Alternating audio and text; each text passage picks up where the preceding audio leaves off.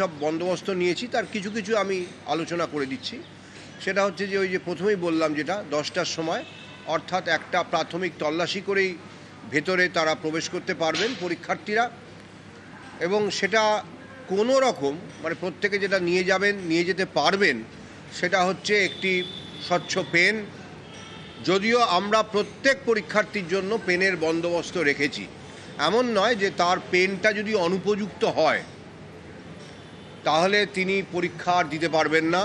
প্রত্যেক পরীক্ষার্থীর জন্য আমরা পেনের বন্দোবস্ত আমাদের পরীক্ষা কেন্দ্রগুলিতে থাকবে, অর্থাৎ একটি পরীক্ষা কেন্দ্রে যদি মোট 500 পরীক্ষার্থী থাকেন 500টি পেন সেখানে পাঠানো আছে।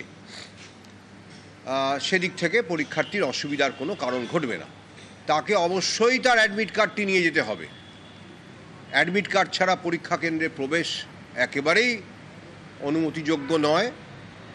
আর অ্যাডমিট কার্ডে বারকোড স্ক্যানার আছে, অর্থাৎ অ্যাডমিট কার্ডটি মানে আমরা আমাদের ওয়েবসাইট থেকে ডাউনলোড করা কিনা সেটাও খুব সহজে বোঝা যাবে।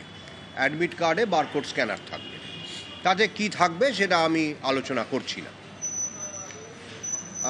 এবং এই যে মোবাইল ফোন ছাড়া অন্যান্য কোনো কিছু, ঘড়ি, কোনো রকমের ঘড়ি, জলের বোতল, স্বচ্ছ একদম জলের বোতল হতে পারে, কিন্তু তাছাড়া অন্য কোনো কিছু কাগজপত্র, তার শুধু নিজের ফটো আইডি কার্ড ছাড়া কোনো কিছু সে নিয়ে যেতে পারবে না।